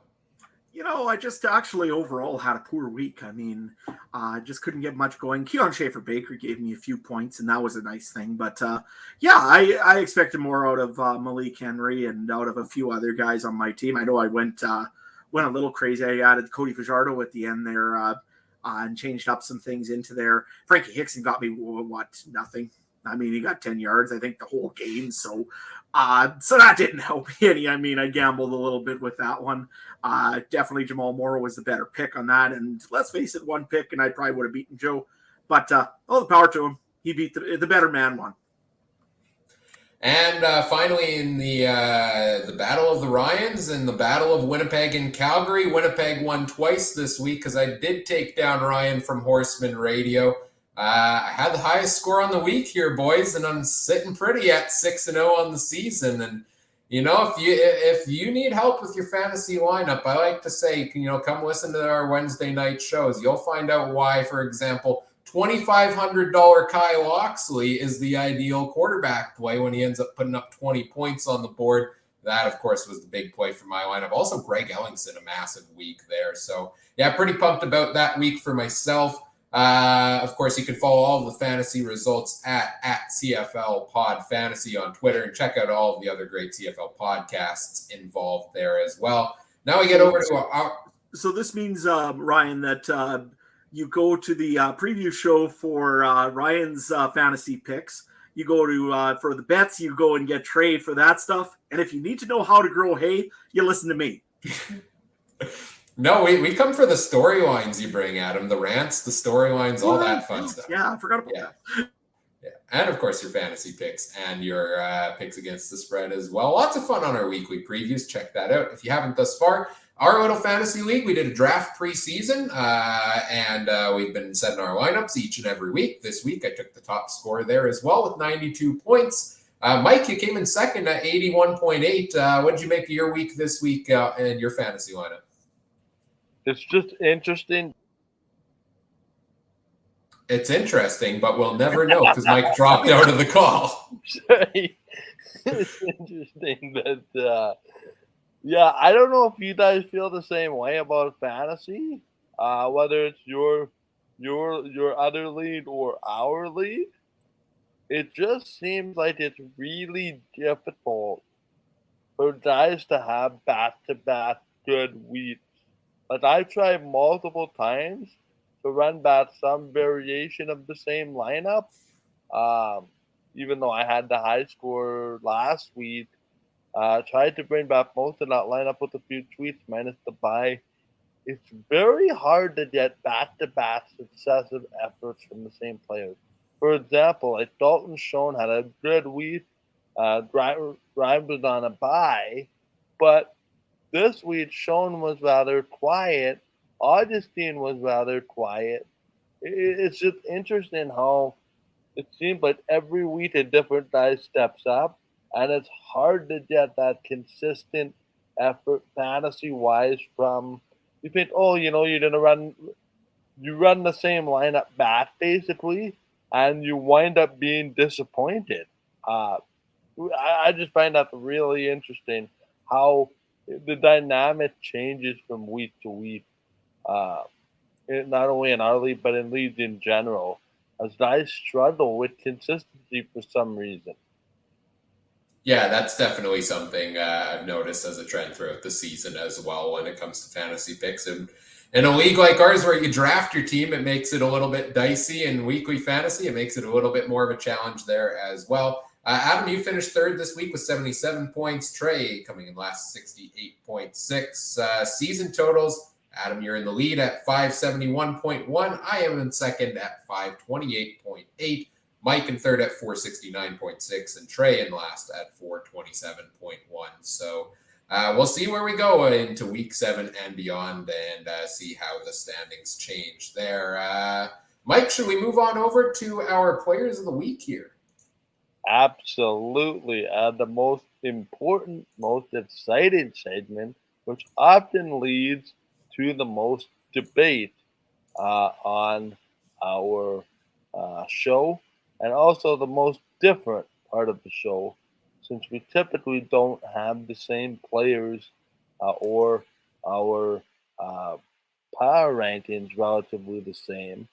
Leading us off this week for players of the week will be Adam. If you could tell us who your player of the week was and a quick rationale as to why, that would be appreciated. Well, this guy here went 4-0 this week and was an amazing pick it all around. It was actually Trey. No, I'm kidding. It wasn't you, Trey. Sorry. But, I hope you're enjoying your evening. I had Greg Ellingson, and I mean, let's face it, Greg Ellingson has been absolutely dynamite so far for the Winnipeg Blue Bombers. First game, maybe he wasn't so diehard, but these last 3 weeks, I mean, he's just been absolutely incredible out of the backfield. Or just out of the field for the Winnipeg Blue Bombers. This week, no exceptions. 11 catches, 14 targets, 152 yards. Just a big season so far for Greg Ellingson, and he's doing a very good job of causing a lot of fans in Winnipeg to say, Kenny who?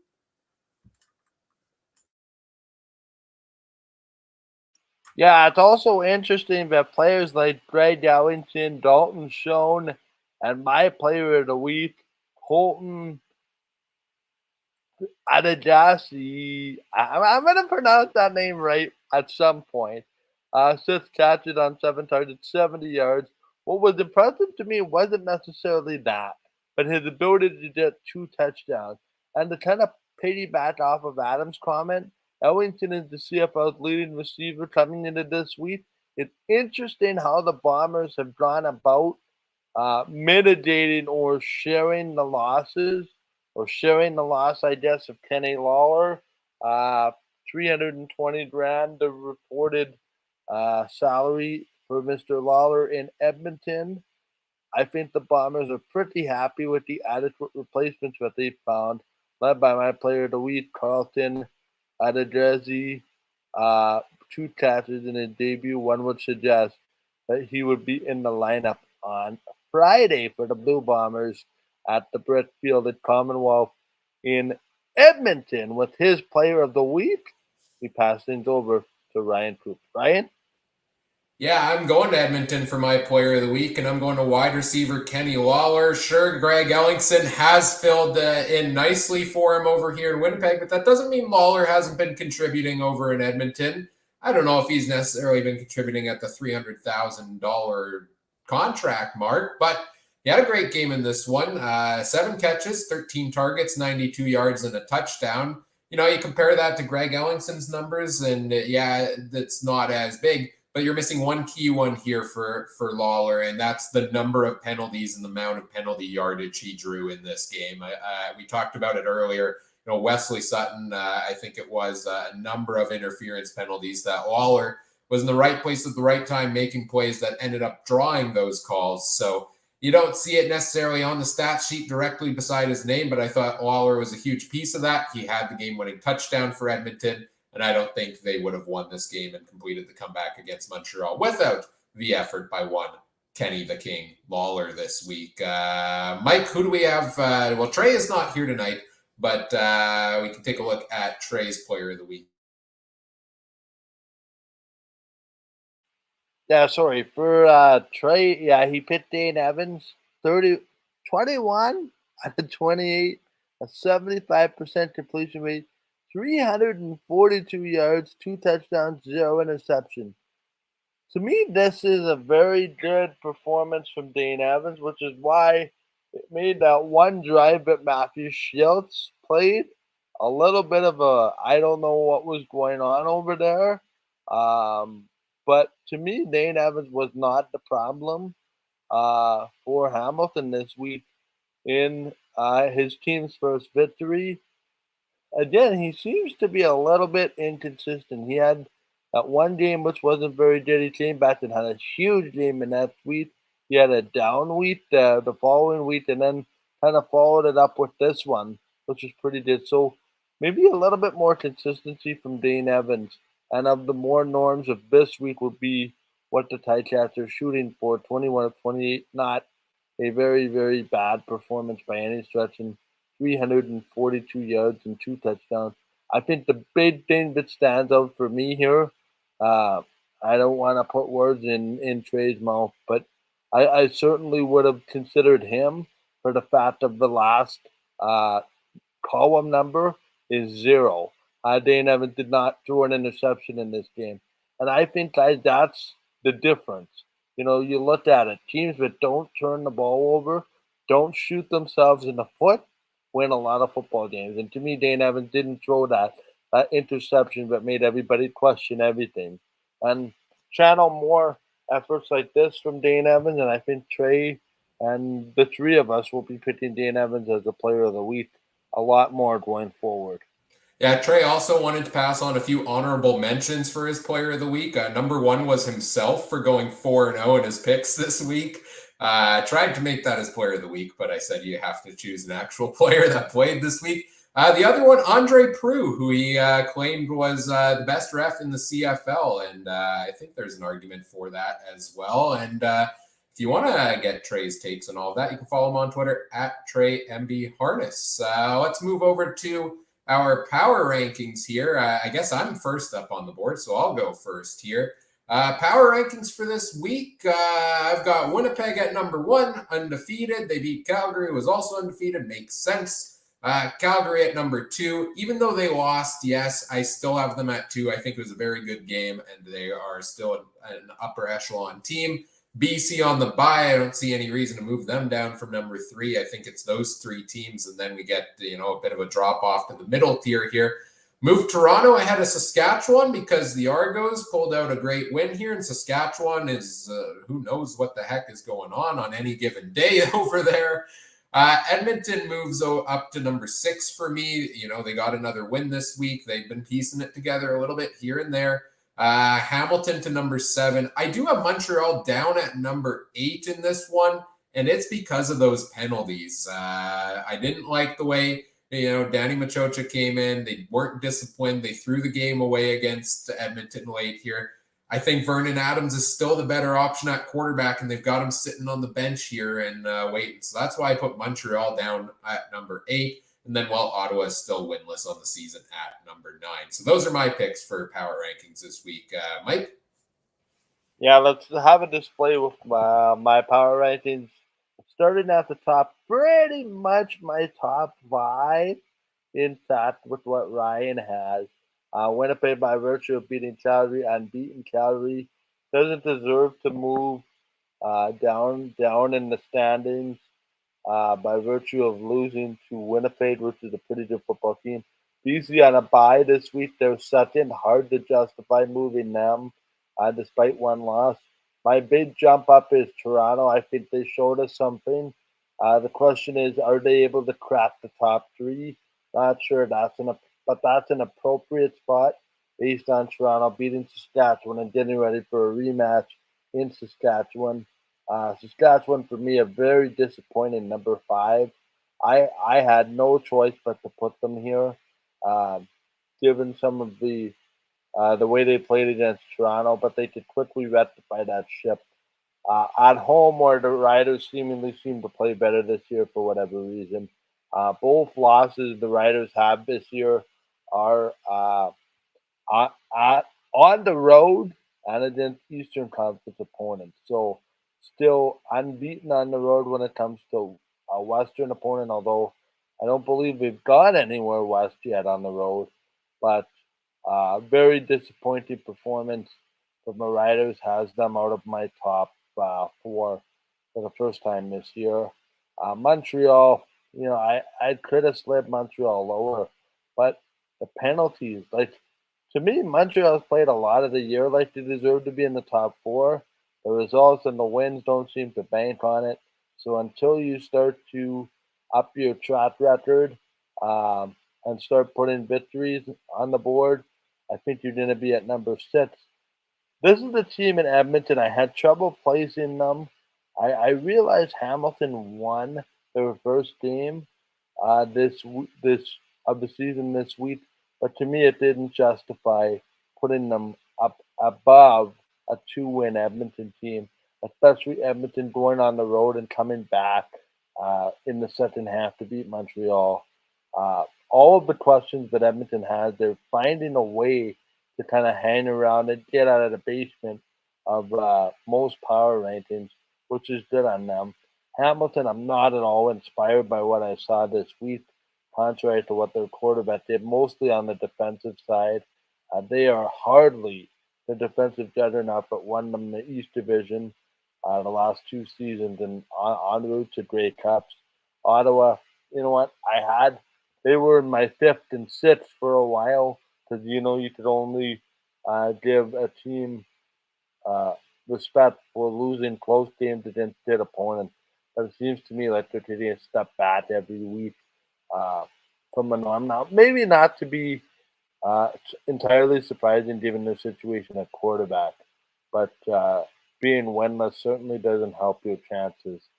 Mind you, they are in a weak East Division, but as of right now, this is where I have them, just based on another disappointing loss, and the losses piling up in Redblack Nation. Interested to see what Adam has for his power rankings, and he's going to present them right now. Well, if you take a look, they look very similar to somebody else's. Mike, maybe got a little bit different reasons behind this, though, than you did. So, number 1, let's face it, to be the man, you got to beat the man. I think that's a pretty familiar quote from Ric Flair. Anyways, Winnipeg is number 1. Calgary, number 2. I think that they played pretty good this week, even if it was a loss against Winnipeg. I'm interested to see what the rematch is going to look like after Calgary's bye against the Blue Bombers. BC, again, they're on a bye, so it's very hard to move them anywhere. Toronto at number 4, let's face it, respect is where respect's earned, and they did earn some respect this week.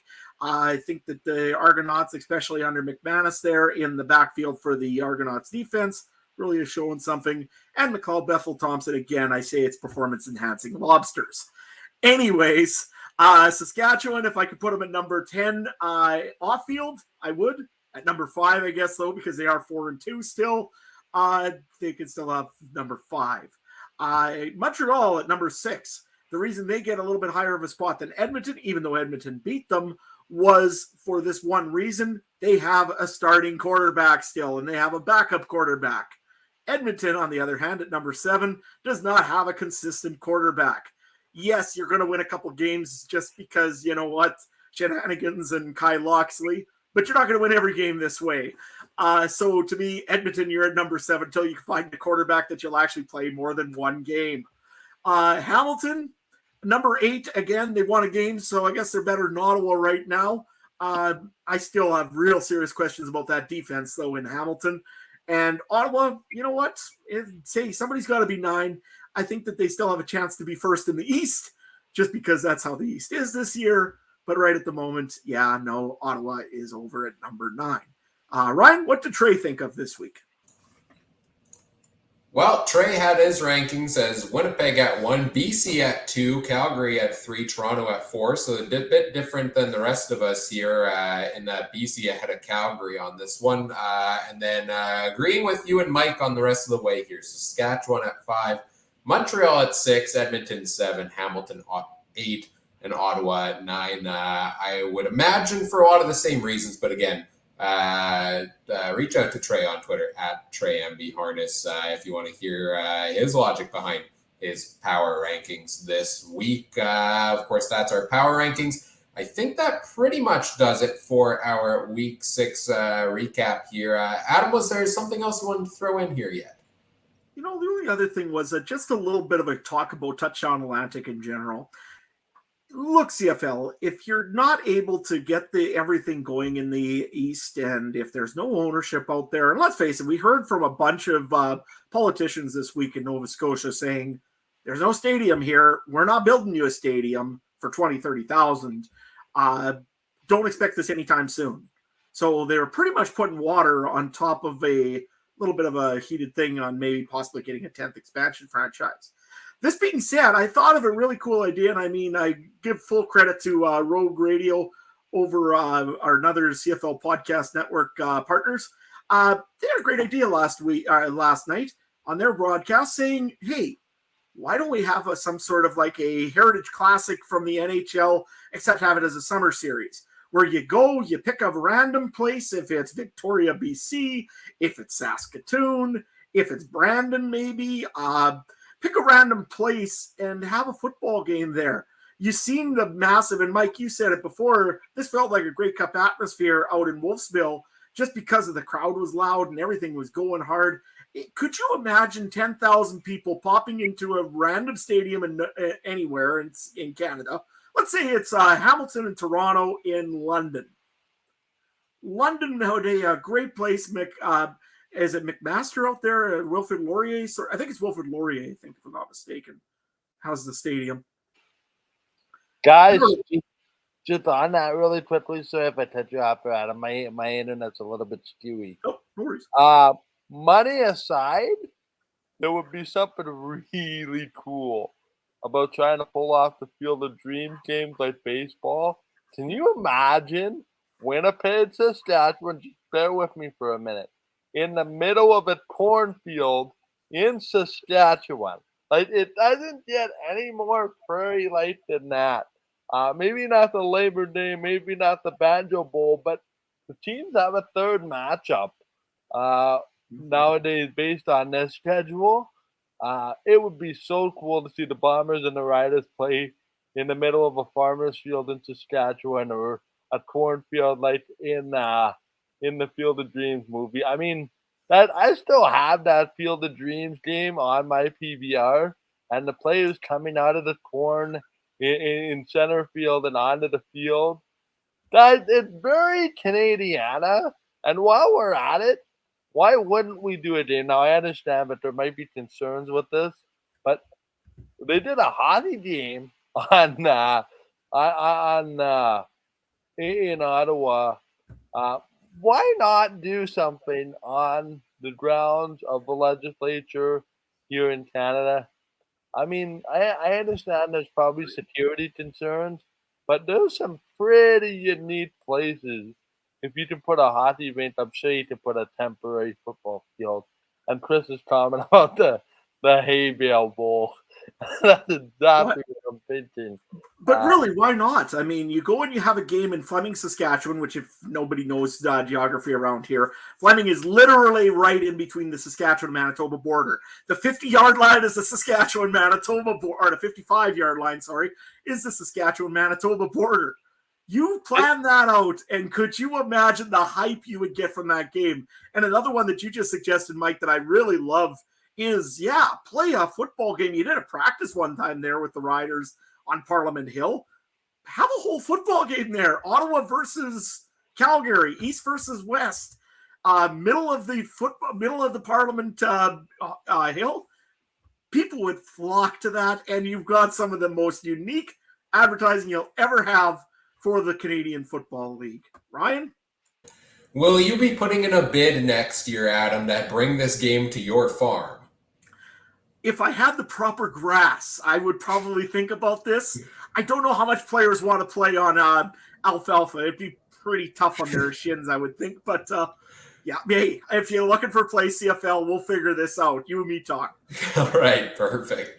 And while you're at it, send some of those 7-Eleven cups as part of the deal, right? Absolutely. I'm still looking for my Ryder Cup. No, of course, yeah, I agree. I like a lot of these ideas here as well, and I think it could make for a fun yearly event because Touchdown Atlantic looked like it was a lot of fun this week. Well, lots of great things we've discussed here on the podcast tonight. Let's take a look as we begin to wrap things up here at what's coming up next. It is, let me flip this around real quick. Our Week 7 preview is coming here Wednesday night, July 20th, 9 p.m. Winnipeg time, 8 p.m. Saskatchewan, other time zones accordingly. We'll go through our top storylines for each game, best CFL fantasy picks, make our picks against the spread as well. You can look forward to that. You can also next week, Monday, same time, same place, our Week 7 recap. We'll do a lot of the same we did here tonight. Breaking news, game recaps, players of the week, our power rankings, and more. Of course, you can catch all of these shows and more live every week over on YouTube. Search the Canadian Football Countdown there, facebook.com/CF Countdown Pod, on Twitter @CF Countdown Pod, twitch.tv/CF Countdown Pod, and on the Game Time TV YouTube page. All made possible thanks to our presenting sponsor, Game Time TV. Learn more at facebook.com/GameTimeTVMB. While you're at it, if you want to follow us on social media, you can find us on Facebook and Twitter @CF Countdown Pod. Make sure you check out all the other great shows from around the Canadian Football Podcast Network as well, @CF Pod Network on Twitter. Mike, what you got going on these days? Where can people find what you're up to? We are fixing a URL code tomorrow. A little birdie on the street told me the new Game Time TV site for streaming and pay-per-view will be launched at some point this week with some programming announcements to follow. Hockey fans, get excited because we are not far away from hockey season. In fact, August 12th, my friends, the earliest preseason game I've ever done, but it's happening. Hockey in the middle of the summer. Fasten those chin straps.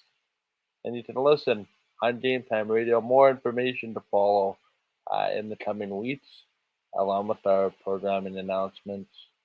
And perhaps, not getting too far ahead of ourselves, a little bit something more. Stay tuned. All right. And where can people find you on Twitter to see more? Oh, yeah. Yes, all that drumming up the hype. I forgot to mention the Twitter machine. You can find me on Twitter @Mike Gerald. That's MikeGerl. And I just want to clarify something. I am not in a dungeon. I am in my studio. But when you get the weather and the heat that we've had here, I have no choice but to turn these lights off. So I have a dust light shining on my face. But no, I am not in a dungeon. I am alive and well, coming to you from the Game Time TV studios. It is just too warm in here to have any other light on. Right on, yes. It feels kind of symbolic. I don't know, having Mike in the middle with like the glow from the phone light and the darkness in the background, then Adam and I off to the side. I don't know, I like the vibes going on here. It's a good vibe. Mike is our like ringmaster in the middle here. Adam, out there on the farm celebrating birthdays. What else you got going on these days here, Adam? And where can people find all that? Yeah, well, hey, if you're looking for me, you can find me at Adam Stewart 1. Rider fans, come at me. I know you're going to probably have a few comments for me after that little bit of a rampage on you. But you know what? Hey, I want to see this team succeed just as much as you want to see this team succeed. Let's face it. I mean, it's to the point where something needs to be done. We're still a good team. That's all I can say. Anyways, if you want to talk CFL, come over to Adam Stewart 1. If you want to go and check out what I've got farming stuff all the time there, over at Instagram, you can find me on Farmer in Sask. And hey, if you really want to go and check out my farm blog, I know I've got a new subscriber for that one, and he gives it a thumbs up. Farmer in Saskatchewan over on YouTube. It's not just a name that I use over when I'm trying to troll Trey. I actually do use that channel, and I do have farm videos up there. So, hey, if you want to check out some farm tube, why not join me over there, Farmer in Saskatchewan, right? Yeah, I checked it out the other day. I understand 0% of what I'm watching, but it's fun to watch either way, and it makes me realize that half the time when you scroll the internet, you realize you understand 0% of what you're reading, but this feels a lot more wholesome. So I'm all in. Check out all the farming content. It's great fun there, of course. And once again, happy birthday to you, good sir. You can follow me on Twitter at CooperTrooper42.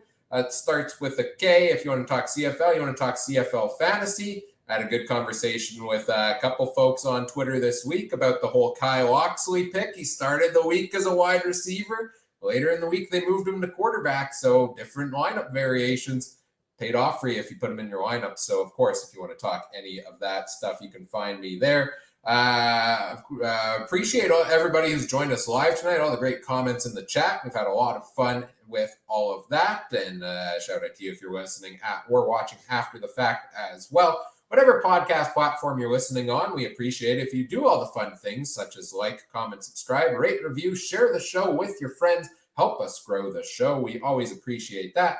And on behalf of our panel here this evening, Michael Garrell, Adam Stewart, I'm Ryan Coop saying thank you for listening. Take care. Have a good one. Bye.